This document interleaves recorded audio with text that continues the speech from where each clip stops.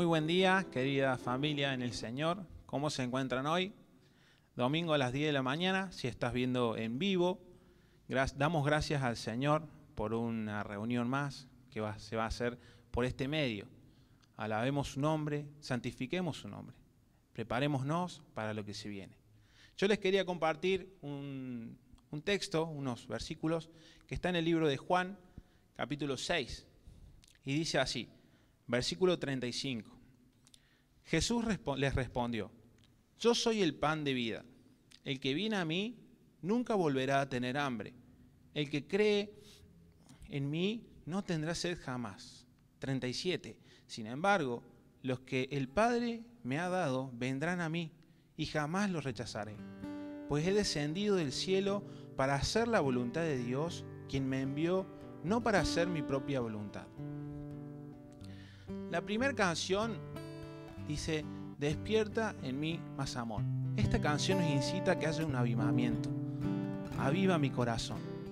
Y el avivamiento no empieza por algo en general o por los demás, empieza por mí, mirándome a nosotros, a yo mismo, por decirlo así. Así que mientras nos examinamos, cantemos juntos esta canción pidiendo al Señor que avive su obra, que avive nuestra vida. Cantemos.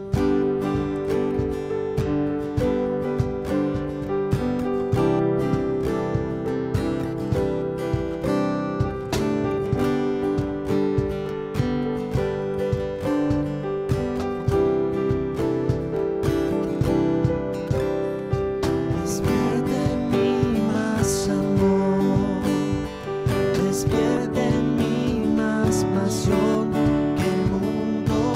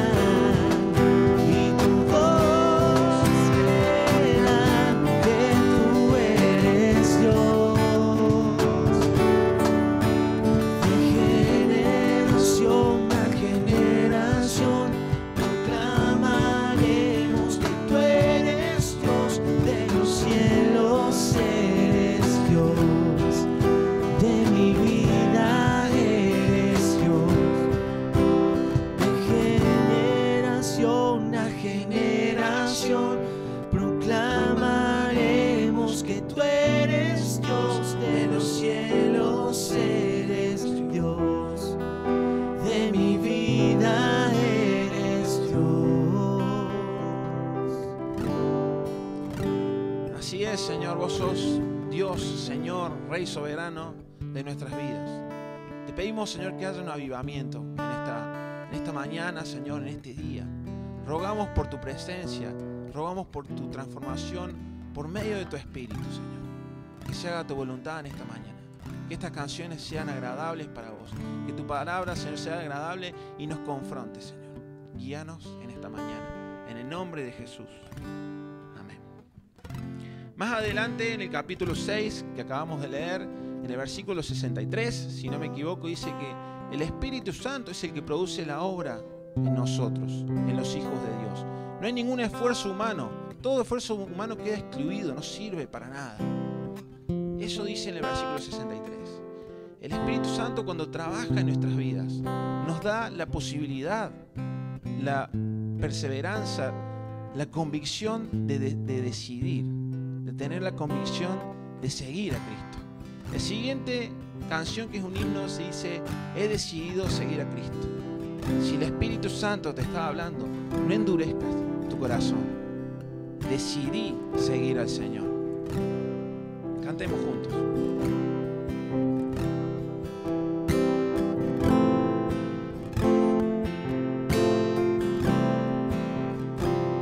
He decidido seguir a Cristo. He decidido seguir a Cristo. He decidido seguir a Cristo. No vuelvo atrás, no vuelvo atrás. El Rey de Gloria me ha transformado. El Rey de Gloria me ha transformado. El Rey de Gloria me ha transformado. No vuelvo atrás, no vuelvo atrás. La vida vieja ya la he dejado. La vida vieja ya la he dejado. La vida vieja ya la he dejado. No vuelvo atrás, no vuelvo atrás.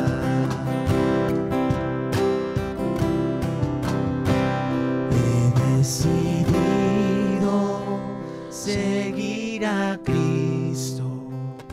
He decidido seguir a Cristo. He decidido seguir a Cristo. No vuelvo atrás, no vuelvo atrás. Amén. Amén. El Ministerio de Niños comenzó la segunda fase en cuarentena. Maranatitos en vacaciones. Las señas les envían sus clases grabadas sobre Nicodemo y el rey Josías. Además, cada niño recibió en su casa un sobre muy importante. Dentro tienen todos los materiales para poder realizar sus clases. If you're up against something really big, just remember what God has said. Be strong, Si tenés niños en casa, podés pedir todo el material. dare be courageous. Be strong, be strong. Y no te olvides de orar por nosotros. By your side. La siguiente canción dice: yo quiero ser como tú. Si bien podemos concentrarnos en la canción, en el ritmo, la alabanza, que son hermosos, que es hermoso, pero también podemos tomar la decisión de expresar esta canción en modo de oración. Cada palabra va dirigida directamente al Señor, de vos a Él. Así que, ¿qué te parece si cantás esta canción teniendo en cuenta que es como una oración hacia Dios, hablando directamente con Él, en forma de canción. Cantemos juntos esta canción. Yo quiero ser como tú.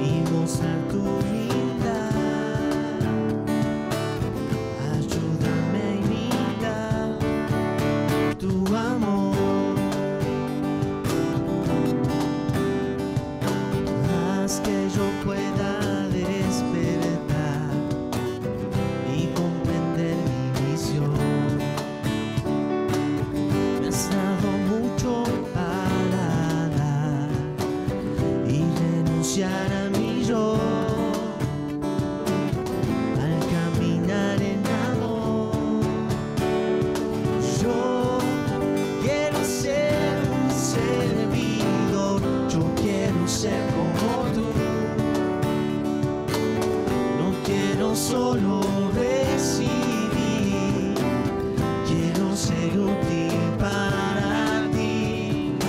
Yo quiero ser un servidor, yo quiero ser como tú. No quiero solo recibir, quiero ser útil para ti.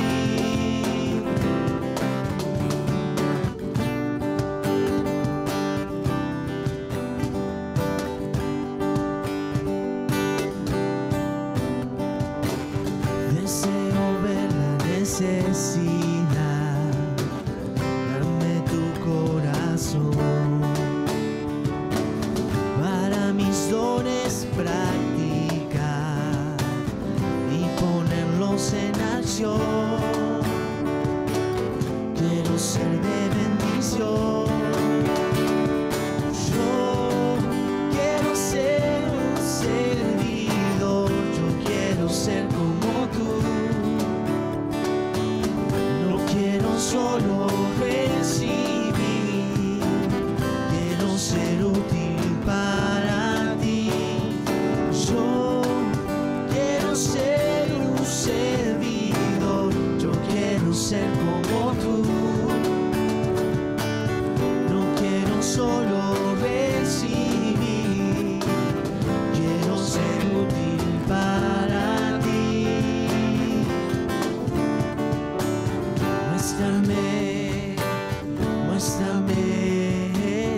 Muéstrame qué debo hacer, Señor. Muéstrame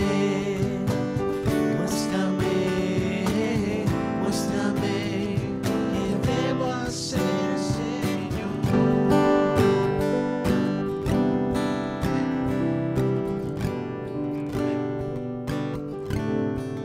La siguiente y última canción dice: a tus pies. Si nos rendimos a los pies del Señor, no hay nadie que nos pueda señalar, porque estamos rendidos completamente a Él. Hemos demostrado y nos acercamos al Señor pobres en espíritu, destrozados, para que el Señor nos anime, nos levante, nos llene de su espíritu. Y esto lo hacemos si mostramos humildad, sumisión, adoración, rendición ante Jesús. Esas palabras nos llevan a crecer espiritualmente. Cantemos esta última canción y nos preparemos para lo que se viene en su palabra. Cantemos todos juntos.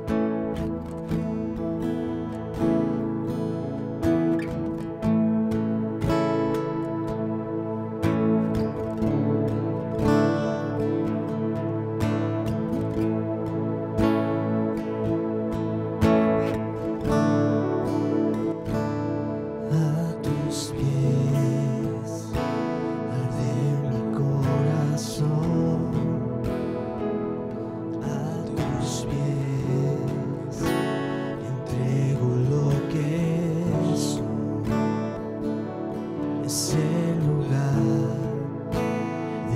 seguridad, donde nadie me puede señalar. Gracias, Señor. Me perdonaste, me acercaste a tu presencia, me levantaste, hoy me postro a adorarte. No hay lugar más alto, más grande que estar a tus pies, que estar a tus pies. No hay lugar más alto, más grande que estar a tus pies, que estar a tus pies, a tus pies. Arde mi corazón, a tus pies entrego lo que soy. Es el lugar de mi seguridad, donde nadie me puede señalar. Me perdonaste, me acercaste a tu presencia, me levantaste, hoy me postro a adorarte. Decile, Señor. No hay lugar más alto, más grande que estar a tus pies, que estar a tus pies. No hay lugar más alto, más grande que estar a tus pies, que estar a tus pies. Y aquí permaneceré, postrado a tus pies.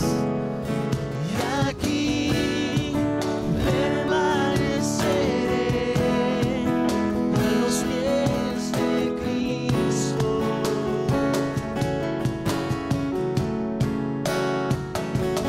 Y aquí permaneceré, postrado a tus pies.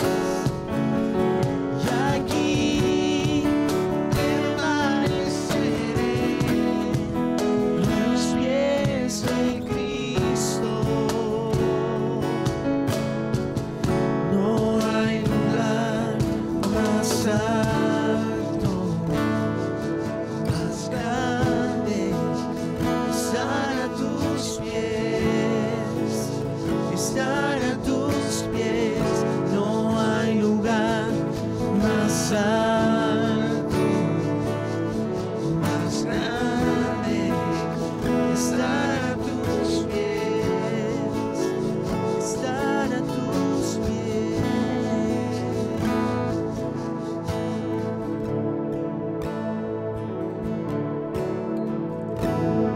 Permitinos, Señor, seguir en tu presencia. Permitinos, Señor, estar concentrado en la adoración, en la palabra, Señor, que se viene. Preparanos, Señor. Alimentanos, Señor. Transformarnos. Ayúdanos a cambiar, Señor. Ayúdanos a contemplar aún más tu voluntad. Queremos seguirte, queremos serte fieles, Señor. Ayúdanos a escuchar tu mensaje y a ponerlo en práctica. Te lo pedimos en el nombre de tu Hijo, el Señor Jesucristo.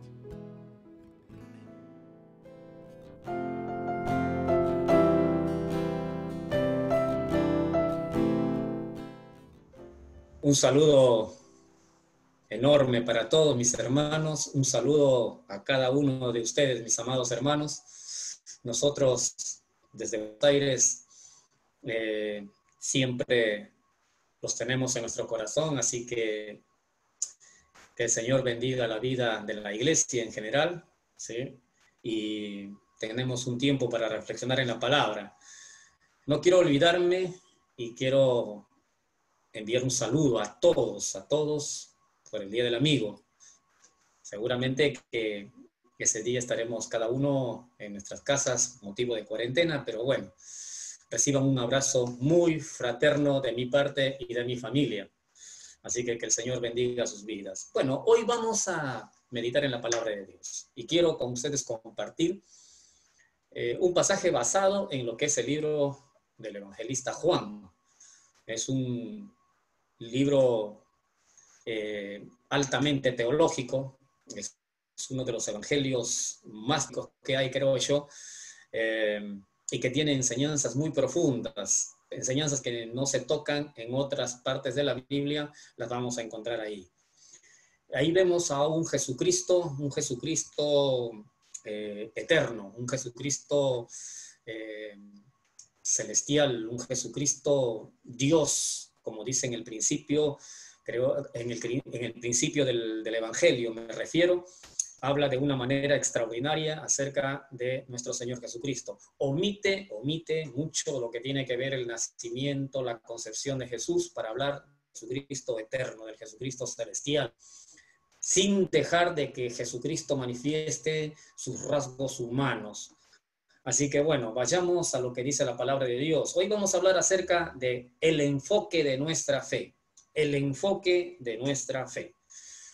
El texto que me pareció bastante interesante y que resume lo que vamos a hablar, estaría en el capítulo 6, el versículo 35, en donde dice de la siguiente manera, dice así: Jesús les dijo, yo soy el pan de vida.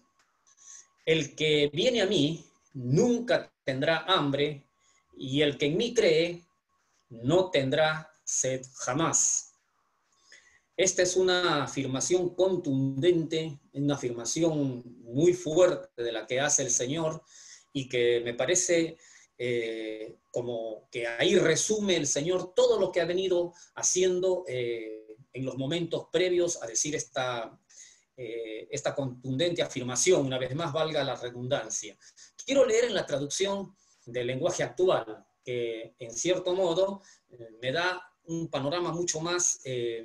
¿cómo les puedo decir? Me clarifica algunas cosas y que después las vamos a ir seguramente aprovechando esta traducción. Una traducción bastante noble, ¿eh? Dice así este mismo versículo. Jesús les dijo, yo soy el pan que da vida. El que confía en mí nunca más volverá a tener hambre. El que cree en mí nunca más volverá a tener sed.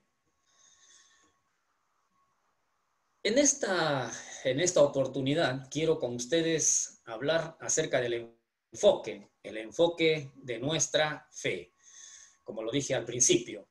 Y está, yo creo, esto relacionado íntimamente valoración y la consideración que nosotros tenemos acerca de alguien o de algo.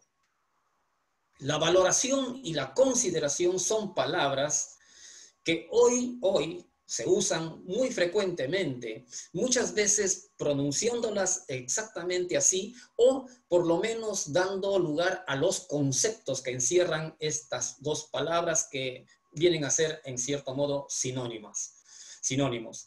Sin embargo, no siempre es para todos el significado, no es para todos lo que debería ser, sino que se usa dependiendo qué queremos obtener a veces. Es un tanto egoísta cómo se usan estas dos palabras. Muchas veces enfocando mal nuestra mirada frente a lo que decimos valorar o considerar, emitimos a veces actos o hacemos cosas con el cual queremos demostrar que valoramos algo. Y como vuelvo a repetir, a veces esto está un poco teñido, sin irme a explayarme demasiado, está teñido un poco por ideologías, ¿no? Ideologías no solamente políticas, sino también de otra clase, que puedan haber. Entonces, la valoración y la consideración es muy importante cuando nosotros tenemos que hacer un enfoque de nuestra fe. Y a veces un poco, aunque no nos parezca, esto tiene que ver también con cómo nosotros miramos la fe, cómo miramos al Señor. Y quiero con ustedes precisamente hacerles notar de que enfocar es una manera de valorar o considerar. Así que estoy hablando de lo mismo prácticamente. Quiero, hermanos, con ustedes que vayamos primeramente a considerar el contexto de este versículo que acabamos de leer. Este versículo que acabamos de leer tiene cosas muy interesantes y arranca por ahí probablemente como un contexto cercano al inicio, cuando se hace el milagro de los panes y los peces. Así que es bueno que nosotros echemos una mirada a lo que dice este pasaje en su contexto. Para empezar, hermanos, ustedes saben lo que Jesús hizo frente a la situación de la gente que le rodeaba y parecía Jesús estar con los discípulos muy como decidido a enseñarles muchas cosas. Pero se le presenta de pronto de que la multitud que rodeaba estaba con una necesidad elemental, básica. Entonces Jesús, con la compasión que le caracteriza, él obviamente dice a sus discípulos, denle de comer a esta gente, ¿no? Y esto también es muy interesante tomar nota. Cuando Jesús le dice, ustedes denle de comer. Esto es bastante ilustrativo de muchas cosas que hoy no nos vamos a extender. Pero al final se hace la multiplicación de los panes y los peces, toma a un niño que no sabemos ni su nombre siquiera. Estos son uno de los incógnitos de la Biblia que nos dan grandes enseñanzas. La Biblia está llena de enseñanzas. Un día de esto sería bueno predicar acerca de los incógnitos de la Biblia y que fueron usados por el Señor. Ahora, una vez terminado el de comer y de ¿cómo se llama?, de haber saciado a la gente, ocurre un incidente que tal vez más de una vez a nosotros lo hemos pasado por alto, pero sería muy bueno que nosotros le echemos una miradita ahí como para que nos demos cuenta de que esto no es solamente un asunto de leer la Biblia y pasar por alto algunas cosas importantes. Siempre de vez en cuando es necesario que nosotros veamos lo que sucede en lo que relatan los escritores bíblicos. Miren ustedes que en el versículo 15 del capítulo 6 dice algo que a mí siempre me llamó la atención. Dice así, pero entendiendo Jesús que iban a venir para apoderarse de él y hacerle rey, volvió a retirarse al monte él solo. Después del milagro, Jesús se da cuenta y dice, mira, parece ser que esta gente está tramando algo. Bueno, Jesús al ver eso obviamente tiene una reacción. Y aquí entonces tenemos que hablar del mal enfoque del ministerio y la persona de Jesús. Para eso tenemos que recurrir al contexto, obviamente, para darnos cuenta cuál es el mal enfoque acerca del ministerio y la persona de Jesús. Leímos recién, versículo 15, capítulo 6, la gente quería venir, dice, para apoderarse de Jesús. La palabra apoderarse a mí me llama la atención mucho. ¿Pero por qué? La gente al ver que se habían saciado con todo lo que Jesús había hecho, el milagro, ¿qué es lo que se les ocurre a esta gente? Pensar, bueno, me parece que este es la persona que necesitamos, un pan no nos va a faltar, comida no nos va a faltar, entonces yo creo que este es el profeta que necesitamos. Y entonces, ¿qué hacemos? Nos apoderamos de él y, bueno, lo coronamos como un rey nuestro. Bueno, esto sinceramente es como para decirnos la palabra de Dios, cómo miramos, cómo enfocamos la persona de nuestro Señor. Yo cuando miro esto, la verdad a mí me da mucha tristeza y porque nosotros también podemos actuar de la misma manera. Pero no solamente eso, si revisamos el capítulo 6, en el versículo 42, encontramos también que la gente tenía un mal enfoque de su persona del Señor. Con lo que leí del versículo 15, me daba a entender de que la gente veía en Jesús como si fuese no quiero ser grosero, pero más o menos como a un títere que lo podían manejar y que les podía dar lo que ellos necesitaban. Es decir, utilizarlo para su conveniencia Jesús. Pero también en el versículo 42, tienen un concepto de Jesús que no es el real. Decían las personas, versículo 42, traducción del lenguaje actual, estoy leyendo, ¿no es este Jesús el hijo de José? Se preguntaban entre ellos. Nosotros conocemos a sus padres, dicen ellos. Nosotros conocemos a sus padres. Este es el hijo de José. Y cuestionaban ellos y decían, ¿cómo se atreve a decir que bajó del cielo? ¿Cómo? No puede ser. Nosotros lo conocemos, lo hemos visto crecer en Nazaret. Sabemos que José es el padre de él. Este es el mal diagnóstico acerca de la persona de Jesús, que era un títere que lo podía manejar, y por otro lado, el hijo del carpintero, el hijo del José del barrio, al cual no tiene mayor trascendencia. Fíjense ustedes cómo la gente diagnostica la persona del Señor.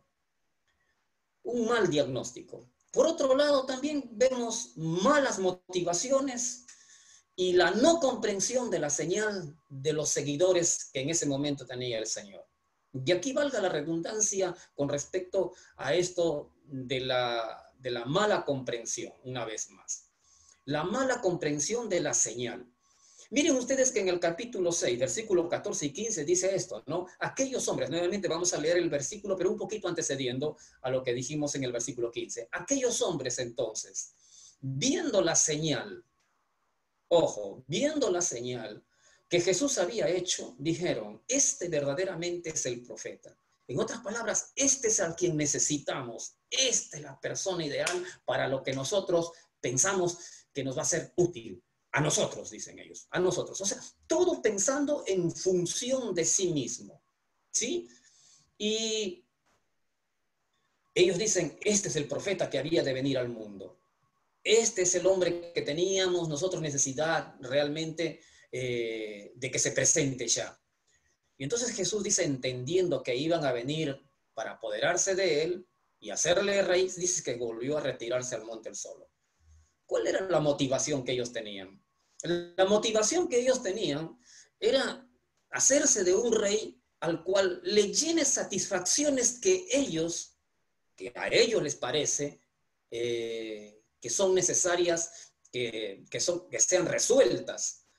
Motivaciones egoístas, motivaciones propiamente que van a dar a su satisfacción personal. No les importa más que solamente satisfacerse a sus necesidades muy terrenales. No veían otra cosa. Y como dice la palabra, viendo a Jesús que habían hecho y no entendiendo lo que había sido ese milagro como una señal, realmente era, como se dice, remar sobre las aguas o remar en el viento, ¿no? No avanzas para ninguna parte. Es triste cuando las personas no entienden lo que Dios les está mostrando a través de muchas manifestaciones que se dan del creyente. Qué triste es cuando el ser humano, los que nos decimos seguidores del Señor, en vez de darle el verdadero significado a lo que Dios está haciendo en nuestra vida, nosotros le damos como una vuelta de tuerca para acomodarlo a nuestras conveniencias. Eso se llama ser egoísta, eso es pensar solamente en un asunto pasajero, momentáneo. Ahora, no crean ustedes que solamente la multitud tuvo esto de diagnosticar así mal al Señor como a su persona y con las motivaciones malas. No solamente fueron los seguidores, la multitud, también estaban enganchados los discípulos. Y eso es una de las cosas que Jesús, yo no sé si le llegó a desesperar un poco, pero por lo menos lo apuró. Miren ustedes que este mismo relato aparece en el libro de Marcos, también aparece en el otro evangelio de Mateo, pero en Marcos a mí me da una inquietud ahí por los términos que él utiliza. Marcos capítulo 6, versículos 45 y 46 de la Reina Valera dice de la siguiente manera, dice así, enseguida hizo a sus discípulos entrar en la barca e ir delante de él a Betsaida. Está relatando el mismo acontecimiento de los panes y los peces.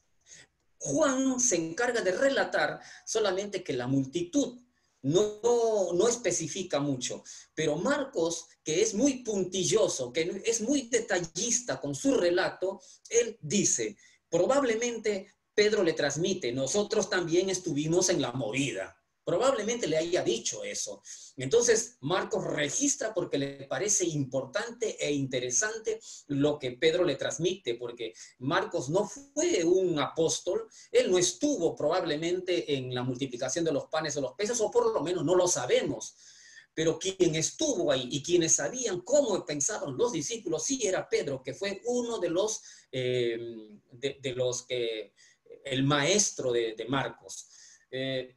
Ahora, Marcos relata y dice enseguida. O sea, ¿qué quiere decir ese enseguida? Dice inmediatamente, rápidamente, cuando Jesús se dio cuenta que todo se estaba moviendo, que toda la multitud, incluidos sus discípulos, ¿qué hace? Rápidamente se mueve primeramente en sus discípulos. Enseguida, dice, hizo entrar a sus discípulos en la barca. Vayan, apúrense. Ustedes no se tienen que quedar aquí, ¿no? Vayan a la otra ribera. Y dice después el versículo mismo, entre tanto que él despedía a la multitud. ¿Se dan cuenta? Es decir, a los discípulos los despachó primero y dijo, bueno, una vez que ya estaban en el mar, navegando hacia la otra orilla, ahora como si el Señor estuviese impidiendo que la multitud se junte con los discípulos, le dice, bueno chicos, ya está, terminó la función, terminó todo, porque para ustedes fue una función todo esto. Y los despidió y después el Señor se fue al monte él solo. Miren ustedes las motivaciones que tenían. Tener un rey, pero no ese rey que gobierna, sino ese rey que es gobernado. Ese rey que pueda satisfacer sus necesidades de esta gente, necesidades que tenían que ver con lo egoísta, con aquello que tenía que ver con satisfacciones personales, al margen de lo que si Dios eso es lo que quiere o no. Por otro lado, también vemos los malos objetivos de sus seguidores. Esos malos objetivos que tenían los seguidores, incluidos los discípulos, como vuelvo a decir, tiene que ver, hermanos, con lo que dice en el Evangelio precisamente de Juan, capítulo 6, versículos 26 y 27. Respondió Jesús y les dijo, de cierto os digo que me buscáis, no porque habéis visto las señales, sino porque comisteis el pan y os saciasteis. Lo que está diciendo Jesús es muy duro, es muy fuerte. Yo quiero decirles una cosa, hermanos. No es poco lo que les está diciendo Jesús. Si ustedes lo leen esto en la versión de traducción del lenguaje actual, se van a encontrar con algo. Dice que el Señor le dice a ellos, Jesús respondió, francamente, dice así la traducción del lenguaje actual, francamente, ustedes me buscan porque comieron hasta quedar satisfechos y no por haber entendido los milagros que hice. ¿Se dan cuenta? Es decir, la gente no estaba entendiendo nada porque tenía la mente con otras cosas. Tenía puesto en la mente otras cosas y no lo que realmente Jesús quería transmitirle. No se abrían a lo que Jesús quería transmitirle, sino más bien ellos con sus prejuicios y con sus pensamientos preconcebidos, ellos estaban interpretando todo así y manejados por una carnalidad, por unos deseos que ellos querían de alguna manera ver satisfechos en la persona de Jesús. Todo así, con esa neblina, vamos a decir así, ellos miraban todo lo que hacía Jesús y a la misma persona del Señor. Entonces, no solamente tenemos que decir que el mal enfoque del ministerio y la persona de Jesús se ve en el mal diagnóstico que hacen de su persona del Señor, sino también en los malos objetivos que tenían sus seguidores, en los malos objetivos que ellos tenían metidos en su corazón, las malas motivaciones y la no comprensión de las señales que el Señor iba dando a sus discípulos, a todos sus seguidores, era, como se dice, ignorado de por sí. Entonces, la gente aquí, hermanos, como se dice, está viviendo en su burbuja y como que no quieren salir de ahí, con objetivos planteados por ellos mismos, con motivaciones que ellos mismos manejan y que quieren empañar todo lo que el Señor hace, todo lo que Jesús hace. Es más, ni siquiera teniendo conciencia plena de que quién es Jesús frente a un enorme milagro, yo que hasta donde pueda ver en las Escrituras, la verdad Jesús se esfuerza por mostrarles enormes milagros y sin embargo los seguidores no se conforman con eso. Esto es como cuando la gente quiere vivir de milagro en milagro, de milagro en milagro, que les dé como una especie de show, ¿no? Como un show, como un circo constante, que les haga ver que Dios es a veces como el payasito que está haciendo todo el tiempo espectáculos para entretener. La gente estaba así, porque después le cuestionan y le van a decir, ¿qué milagro haces para demostrarnos que realmente no eres el hijo del carpintero? Y esto es triste. Esto es triste, esto es no entender quién es Jesús, quién es el Señor, ¿no? Ahora, las consecuencias del mal enfoque de la fe, obviamente, eso se va a ver. El mal enfoque se ve cuando Jesús, al darse cuenta, se da cuenta de que vienen para hablarse de él. Versículo 15 dice, Jesús se dio cuenta de que la gente quería llevárselo a la fuerza para hacerlo rey. Estoy leyendo una traducción del lenguaje actual. Y por eso, dice, por eso se fue al cerro para estar solo. Ya no estuvo ahí más que solamente con su Padre Celestial. Alguien dijo por ahí un refrán muy conocido, mejor es estar solo que mal acompañado. Todos aquellos que estaban rodeándolo al Señor, todos, incluidos los apóstoles, estaban con esa misma mirada de poder, para que ellos le digan qué tiene que hacer el rey, para que el rey satisfaga sus necesidades egoístas que tenían ellos. Entonces dice, no, yo no puedo estar en esa situación, en donde ellos quieren hacer lo que la gana conmigo. Yo prefiero estar solo. Probablemente el Señor se fue a estar solo con su Padre para charlar y conversar. Padre, dame más paciencia con esta gente. Dame más paciencia porque la verdad, con todo lo que les estoy mostrando, todavía no entienden quién soy yo. Todavía ellos parece ser que están empecinados en manejar las riendas de sus vidas, las riendas de todo lo que tiene que ver con lo que es trascendente. Ellos quieren manejar pensando, ni siquiera piensan en lo trascendente, piensan en el aquí, en el ahora, como dicen muchas veces los psicólogos.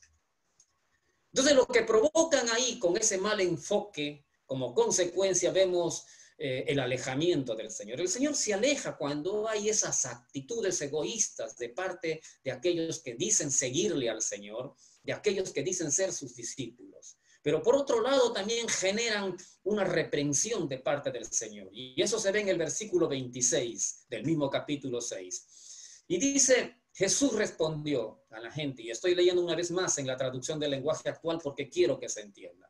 Jesús respondió, francamente ustedes me buscan porque comieron hasta quedar satisfechos. Ustedes están pensando solamente en satisfacerse todo el tiempo. No piensan en otra cosa. Piensan ustedes en su egoísmo, piensan solamente en pasarla bien. ¿Y cuántos de nosotros a veces tenemos esa misma actitud, ¿no? Como dije hace un instante. Y le dice después, y no por haber entendido los milagros. El no entender esa señal que el Señor hacía, obviamente a esta gente les estaba cerrando la oportunidad de vivir una vida mucho más trascendente, que va más allá de lo que se vive en este mundo. Y el Señor les reprende. ¿Por qué me buscan? ¿Por qué me siguen? Yo me tuve que ir prácticamente huyendo, escapando de ustedes por lo que querían hacer. Tuve que sacar a mis seguidores más íntimos porque ustedes, la multitud, querían junto con ellos y hasta como que influenciaron a mis discípulos para que ellos tomen partida también en toda esta movida. ¿Y para qué me buscan? Todavía insisten en seguir con esa misma actitud de querer ustedes manipularme a mí, que yo no estoy para ser manipulado. No entienden lo que les estoy queriendo decir con el milagro que acabo de hacer. Es lo que el Señor les está diciendo en esa oportunidad. Ya estaban al otro lado del mar de Tiberias, ya estaban al otro lado del mar de Galilea. Ahí es cuando en el mar de Galilea se da el milagro de que Pedro camina sobre las aguas. Ahora los discípulos de Jesús, es decir, los apóstoles, estaban con Jesús y seguramente cuando escucharon la reprensión también ellos se habrán sentido muy mal, ¿no? Y es en algún momento ahí cuando Jesús sigue hablando y dice, el que no come mi carne y no bebe mi sangre no puede estar en el reino de los cielos. Estoy parafraseando la idea. Y la gente se escandaliza. Jesús estaba hablando metafóricamente de varias enseñanzas muy, muy, muy profundas. Pero Jesús les habla así porque esta gente estaba enceguecida. Esta gente estaba cubierta sus ojos, pero no porque ellos tendrían que estar así, sino porque dentro de sus corazones manejaban un prejuicio, manejaban cosas que les impedía, que eran como velos que ellos mismos se ponían sobre los ojos del alma, del espíritu. Entonces, mis amados hermanos, sin embargo, el Señor es como que intenta una vez más hace el intento un intento bastante esforzado de parte de nuestro Señor. Y trata de llevar los ojos de esta gente a un enfoque certero. Y entonces Él le dice, a ver muchachos, quiero que ustedes piensen en lo siguiente. Y ahí es cuando se da el versículo que hemos leído al principio, ¿no? Yo soy, dice el Señor, yo soy el pan de vida. ¿Qué es lo que el Señor está queriendo decir? La verdad, ahí el Señor les está hablando de una manera, ¿cómo les puedo decir? Tratando de forzar la comprensión de esta gente, utilizando una frase muy fuerte, muy dura. Porque esa palabra, yo soy, esa frase, yo soy, es contundente. Él dice, ustedes dicen que yo soy ustedes me conocen, que soy el hijo del carpintero, el hijo de María, que compartí la vivienda por ahí con ustedes. No, se equivocan ustedes. Ustedes creen conocerme. En realidad ustedes no me conocen. Y entonces el Señor utiliza algo que para esta gente que les estaba escuchando les resultaba escandaloso, porque Jesús utiliza ese yo soy que aparece en el libro del Éxodo. Lo que quiere el Señor decir es que Él es el todopoderoso Dios del Éxodo. Y Juan, cuando registra esa expresión, si nosotros tuviésemos que traducir lo que quiere decir ahí el evangelista, tendríamos que decir de esta forma: yo soy. Así, 2 veces yo. Yo soy. ¿Por qué? Porque el término en el original está haciendo énfasis. Está haciendo un énfasis para que se note. Es como que ponerlo sobre relieve, que no es un yo común. Yo soy, dice. Y obviamente ante el oído de esa gente de aquel tiempo, esto tenía que ver con el yo soy del Éxodo 3, capítulo 3, versículos 14, 15, donde está hablando con Moisés, el creador, desde la zarza. ¿La gente lo comprendió? Sí, lo entendió perfectamente. Obviamente todo esto formó una atmósfera bastante pesada en la mente de la gente, porque para ellos esto era muy, pero muy grave. Lo que quiere aquí el Señor es destacar algo. Muchachos, ustedes no me conocen, ustedes no saben quién soy realmente, como dicen. Yo soy, dice, soy el todopoderoso, el Dios que habló desde la zarza ante Moisés, el quien los liberó de la tierra de Egipto, el que los sacó a través de Moisés. El Señor está destacando en esta expresión un aspecto muy importante, es su deidad. Él es el Dios encarnado. Lo que se quiere es destacar un aspecto de lo que está diciendo con esa pronunciación enfática. No soy lo que ustedes piensan o lo que a ustedes les parece. ¿Qué les parece a ustedes? Ellos decían, ¿no es este el Jesús, el hijo de José, el nazareno, que el paisano nuestro, no es él? Nosotros lo conocemos a sus padres. Nosotros sabemos quién es él. La gente decía eso. Pero Jesús dice, no, ustedes están equivocados. Yo soy el Todopoderoso. Jesús afirma contundentemente, yo soy el Dios que llamó a Moisés desde la zarza. Eso lo podemos ver nosotros, como les dije, en el libro del Éxodo, capítulo 3, versículo 14.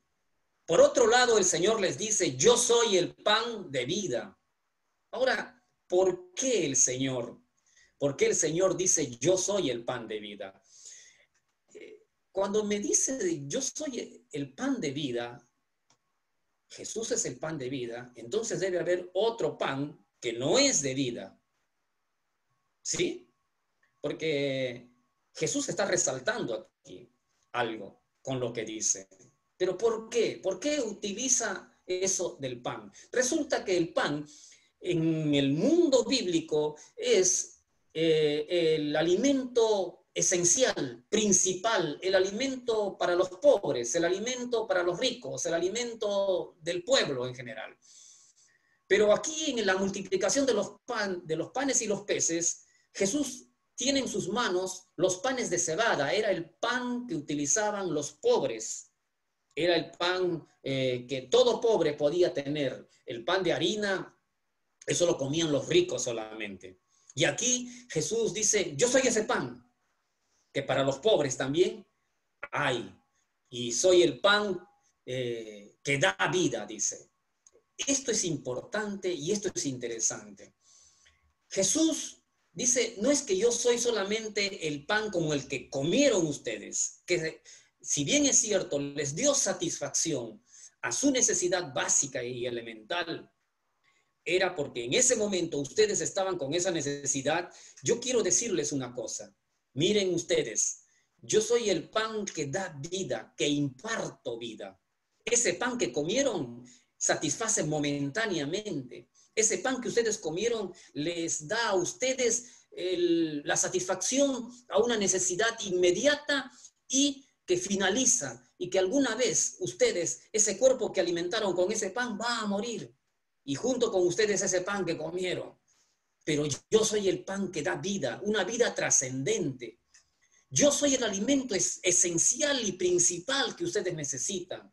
Yo soy el alimento que es incluso para los pobres y que es el alimento que da vida. Miren ustedes lo que el Señor está diciendo. Yo soy el alimento principal y que realmente a ustedes les puede satisfacer las necesidades más profundas que puedan tener como humanos. El alimento que ustedes comieron hace unas horas, le dice el Señor, ese alimento, si bien es cierto, es bueno, no es realmente un alimento trascendente. Aprendan ustedes a valorar y a darse cuenta de que aquí ustedes no solamente tienen que pensar en lo pasajero, en lo efímero, en lo que va a terminar en un momento dado. Yo soy el pan que da vida, la verdadera vida, la vida eterna, aquella que va más allá del mundo finito. Yo con mi presencia les alimento el alma, es lo que Jesús les está diciendo, y les imparto permanencia, ¿sí? Eternidad. Pero para eso ustedes tienen que interiorizarme. Así como comen ustedes el pan en el desierto, ahí donde les hice el milagro, ustedes interiorizaron ese pan para que pueda satisfacer su necesidad corporal. Ustedes tienen que interiorizarme a mí. Es lo que el Señor les está diciendo. Entonces, pensando en todo esto, tenemos que pensar entonces en un replantearnos quién es Jesús. ¿Quién es Jesús para mí y mi relación que yo tengo con Él? Si yo quiero realmente tener un enfoque certero, tengo que replantearme quién es Jesús para mí y qué relación yo tengo con Él. Miren lo que decían esta gente. Decían, este es el Jesús, el hijo de José. Este es el conocido nuestro. Nosotros lo conocemos. A veces nosotros pensamos conocerlo al Señor de tal manera de que podemos incluso relatar toda la historia del Señor. Murió en la cruz, nació en Belén y todo lo demás. Pero a veces, ¿cuán corto estamos realmente con el conocimiento que tenemos con el Señor? ¿Cuántos en la iglesia nosotros estaremos diciendo esto, de que conocemos al Señor? Y a veces hasta pensamos que ni siquiera hace falta que ya escuchemos tantos mensajes porque ya las sabemos todas. A veces interiormente hasta podemos pensar en esto. Y sobre todo cuando ya tenemos muchos años en el camino de la fe. Y yo les quiero decir que esa es una gran farsa. Esa es una gran mentira, de que cuanto más años tenemos en el camino del Señor, nos damos cuenta, por lo menos, yo creo que esto es con todos aquellos que queremos nosotros realmente seguir al Señor, nos damos cuenta que menos conocemos de Dios. Menos conocemos de Dios. Porque voy descubriendo cada día que lo que parecía que yo ya lo sabía, me doy cuenta de que esta palabra que lo he leído cientos de veces me está enseñando algo nuevo y no hay cuándo acabarla de entender totalmente. Porque siempre sale una nueva enseñanza. ¿Quién es Jesús para mí? La pregunta, ¿quién es Jesús para mí? ¿Qué relación tengo yo? ¿Tengo una relación genuina con Él? ¿Estoy realmente conociendo al Señor? Miren ustedes que el Señor dice, está frente a esta multitud y la gente le dice, ustedes en realidad no me conocen. Ustedes no saben quién soy yo. Ustedes me siguen porque están interesados en lo que yo les puedo dar. Ustedes no están interesados en mí, no están interesados en conocerme realmente. Y entonces la multitud en algún momento le pregunta al Señor, en el versículo 28 y 29 le dicen así la gente, la multitud le dice, entonces le dijeron, dice, ¿qué debemos hacer para poner en práctica las obras de Dios? Miren, tomen nota ustedes y fíjense el versículo cuando dice, ¿qué debemos hacer para poner en práctica las obras? Está en plural, de Dios. Están pensando en la obra que tienen que hacer, en las cosas que tienen que hacer, en los mandamientos de la ley que hay que hacer. O sea, todavía están pensando en todo lo que hay que hacer para Dios. ¿Sí? Nosotros podemos hacer para Dios. A ver, ¿qué más tenemos que hacer? Esto me hace recordar al joven rico, ¿no? ¿Qué más tengo que hacer? Un poco con soberbia. A ver, ya hice todo eso que has dicho, Señor, ya lo hice. ¿Qué más tengo que hacer? Como quien dice, ¿todavía queda algo? Yo creo que, mira, ya me las hice todas. Y a ver, ya que vos, Jesús, estás acá, a ver, sacame algo. Yo no sé hasta qué punto tenía bien elevada su autoestima o su soberbia este hombre. Y esta gente también, a ver, ¿qué obras más tenemos que hacer? A ver, para Dios. ¿Qué obras más de Dios tenemos que hacer? Y Jesús le responde y le dice una cosa tremenda, que les agarra, les da como una especie de golpe en el rostro. Y le dice, Jesús responde en ese mismo versículo, entre esos dos versículos, 28 y 29, le dice, esta es la obra de Dios. Esta es la obra de Dios. Jesús les corrige, les cambia el término. La palabra obras que utiliza la multitud, Jesús le dice, no es obras, es obra, nada más, en singular. Esta es la obra de Dios que debes hacer, que creáis en Él, en el que a Él, que que creas en Jesús, en quien Él envió, el Padre envió. Y yo quiero decirles una cosa que a esta gente seguramente le trajo un poco de incomodidad, ¿no? Que cómo es que este Jesús se toma esa libertad de decirnos estas cosas. Quiero remarcar, le dice, la obra que tienen que hacer ustedes es esta, de que crean en el quien fue enviado. O sea, yo soy el enviado, crean en mí. Y acá la palabra creer implica mucho más que un sentimiento momentáneo. Juan utiliza ese término diciendo de que aquí hay algo que ustedes tienen que hacer. Crean en mí, pero no con ese sentimiento momentáneo. No con esa confianza para obtener algo en un momento dado y luego queda como un asunto histórico, como una manifestación histórica. Tampoco una fe o una confianza que implique entusiasmo solamente, un entusiasmo humano, tampoco. Tampoco una fe de ritualismos, porque ellos hablaban de obras. Tampoco de ritualismos religiosos. No se trata de eso. Yo quiero que ustedes se den cuenta de aquí que la única obra que tienen que hacer es creer en mí. ¿Pero en qué sentido? Jesús está diciéndoles, crean en mí. Lo que está queriendo decir el Señor es, aquí una vez más remarco esto. Quiero que tengan una relación personal conmigo. Creer aquí significa tener una relación personal con Jesucristo. Una relación cotidiana, una relación continua y permanente.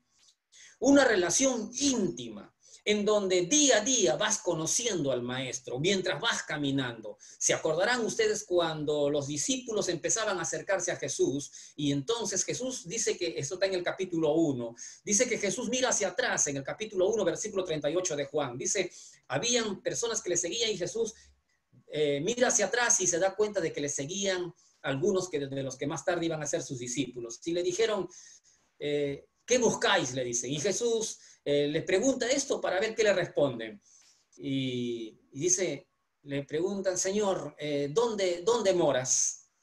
Y Jesús le dice, venid y ved. Y dice el versículo 38, y fueron y vieron dónde moraba Jesús y se quedaron con él. Es decir, Jesús les dice a esos que le venían siguiendo, vengan conmigo, conózcanme ustedes cómo vivo, en dónde estoy. En la medida que vayamos caminando juntos, viviendo juntos, ustedes me van a ir conociendo. Y no hay lugar más íntimo que en la casa donde nosotros habitamos. Jesús tenía ahí un lugar donde estaba viviendo, momentáneamente, como quiera que sea, pero era una casa donde estaba viviendo. Ahí estaba alojado el Señor. Le dice, vengan ustedes, vengan a mi lugar íntimo. Aquí, ustedes, mientras yo voy haciendo todas las cosas del día a día, ustedes me van a ir conociendo. El Señor quiere eso, que nosotros tengamos un acercamiento muy íntimo con Él. En la intimidad del día a día, aprendemos de Él y lo conocemos más y más. Hoy, intimamos con Él cuando vamos a su palabra, cuando oramos, cuando congregamos. Pero también, hermanos, quiero que ustedes tomen nota de esto. No se trata solamente de orar, leer la palabra de Dios. No nos olvidemos que este pasaje está dentro de la multiplicación de los panes y los peces. Ahí parte todo esto. También, hermanos, cuando actuamos como Jesús frente a los necesitados, ¿qué le dijo Jesús a sus discípulos? Denle de comer a la multitud, ¿verdad? Denle de comer a la multitud. Bueno, esto es lo que Jesús les decía a sus discípulos, a sus seguidores. Bueno, cuando nosotros actuamos con compasión, con misericordia frente a las necesidades de las personas, nosotros empezamos a intimar y a caminar con el Señor, porque empezamos a vivir nosotros lo que el Señor vivió en esta tierra, y empezamos a decirle, Señor, mira, quiero ayudar a estos necesitados, necesito que me des sabiduría, necesito que vos me ayudes a llegar a estas personas que tanto necesitan. Eso, hermanos, es lo que el Señor quiere. Eso es lo que el Señor está esperando de nosotros, que intimemos de esta manera, no solamente pensando en orar por nosotros, no solamente pensemos en tener la palabra de Dios para alimentarnos nosotros, sino también alimentar a otros, no solamente con la palabra, sino también cuando hay necesidades básicas, necesidades terrenales. Entonces actuamos como nuestro Señor actúa frente a la necesidad de los seres humanos. Porque dice la palabra de Dios, miren ustedes, En Marcos 9:41, cualquiera que os diere un vaso de agua en mi nombre, porque sois de Cristo, de cierto os digo que no perderá su recompensa. O sea, nosotros cuando hacemos esto, se lo hacemos al Señor. Y nosotros vamos a ser premiados, pero en la medida que actuemos con aquellos que realmente están viviendo necesidades, cualesquiera que fueren, y nosotros estamos ahí, busquemos que ayudar, busquemos que actuar como el Señor, como el corazón de Dios. Algo más. Para que nosotros tengamos un enfoque certero, el Señor nos dice, ¿no? Crean en mí, crean en mí. Nuestros ojos tienen que estar puestos en la persona de Jesús, no en los milagros de Jesús, como la multitud lo hacía. La multitud miraba los milagros, pero no miraba al Señor. Por eso es que no distinguían la persona del Señor, quién era el Señor. El enfoque humano debe estar siempre en el Señor, en Jesús. Nuestros ojos tienen que estar enfocados en Jesús, el Señor y Salvador, en el Señor y Salvador.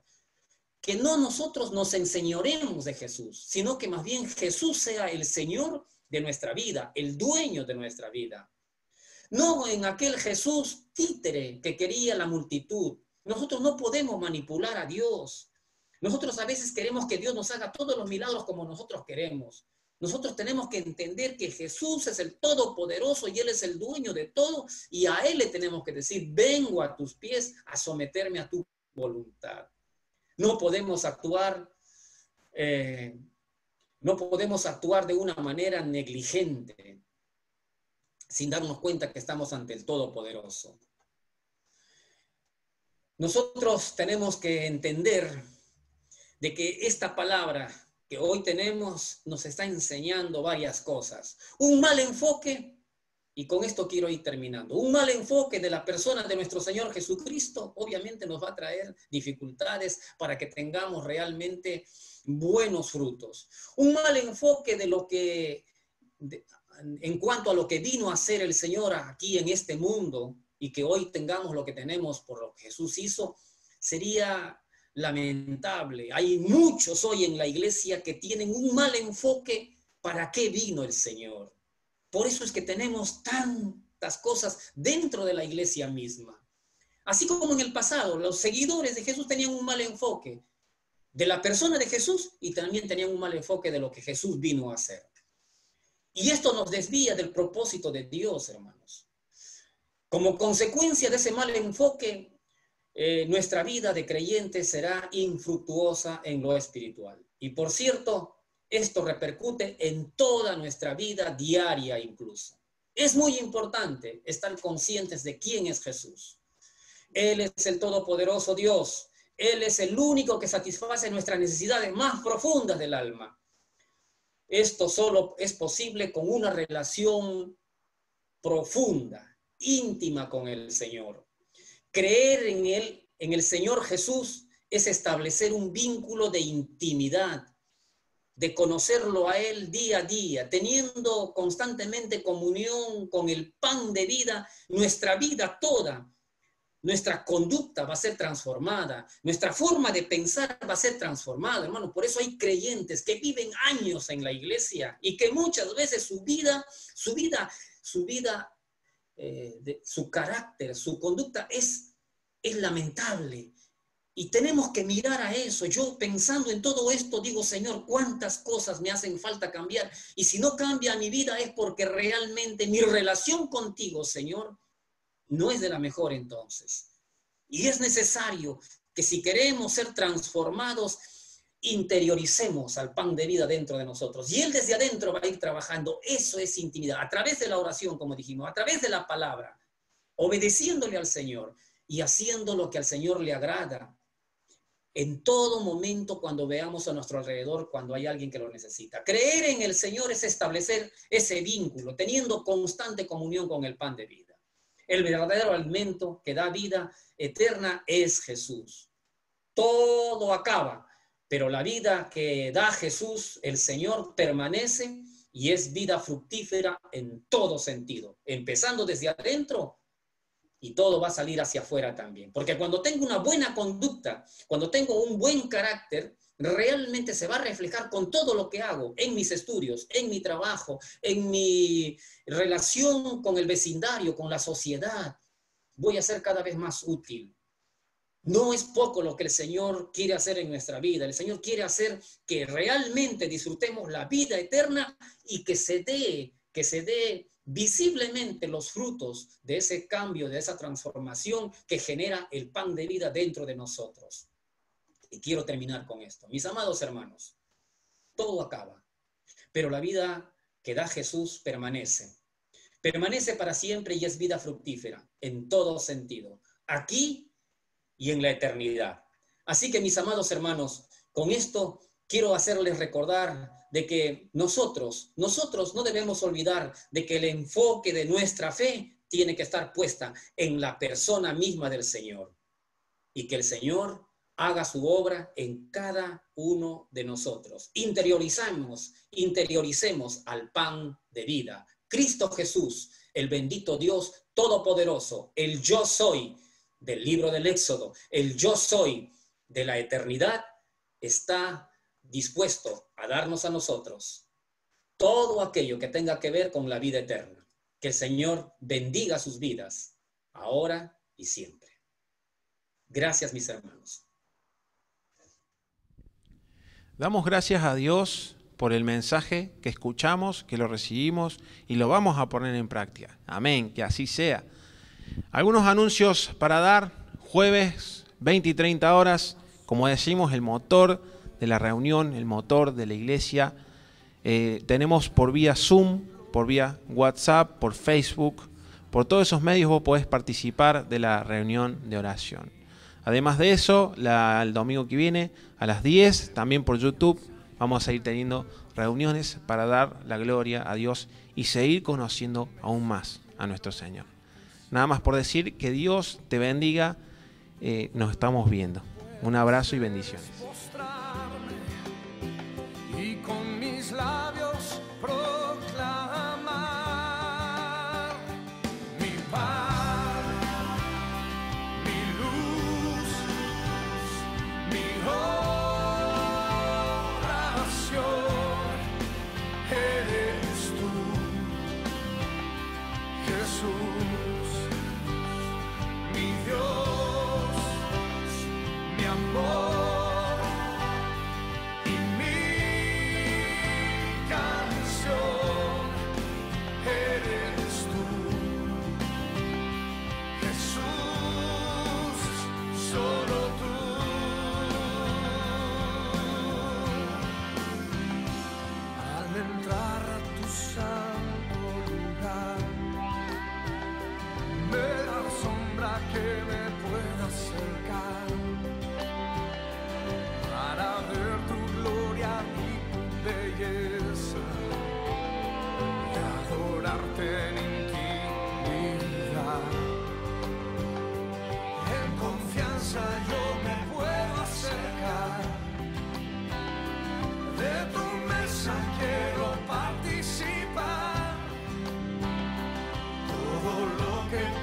Hacer es postrarme y con mis labios proclamar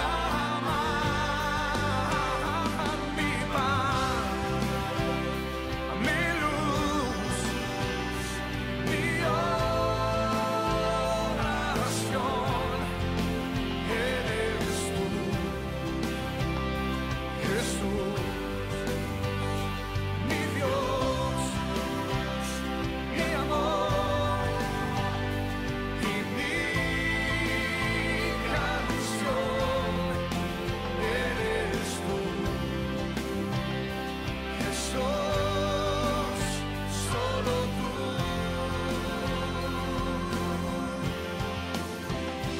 Me cuidas, me abrazas, me cantas,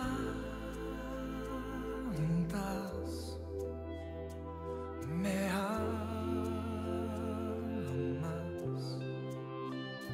me cuidas.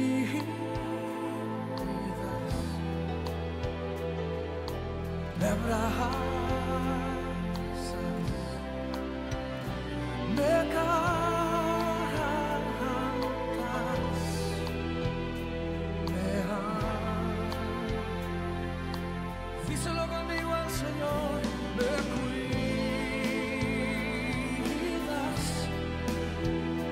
me abrazas,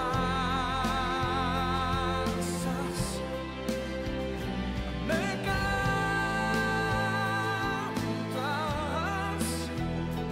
me